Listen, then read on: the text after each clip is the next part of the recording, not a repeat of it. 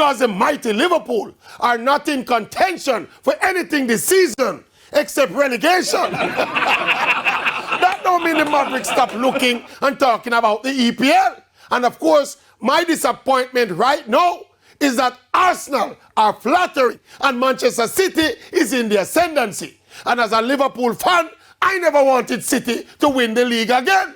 But the Gunners are jokers.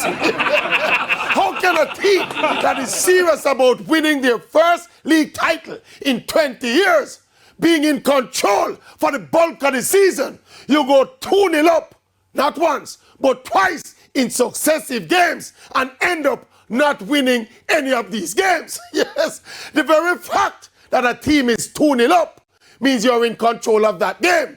And if they manage the game knowing what is at stake, them should not drop any points in any of those games. Gunners, you cannot win a league like the EPL committing those kind of cardinal sins with a team like Manchester City running on from behind. Yes. Based on the games they have to play compared to those Man City has to play. Right now, me not lie. See the Gunners, yeah?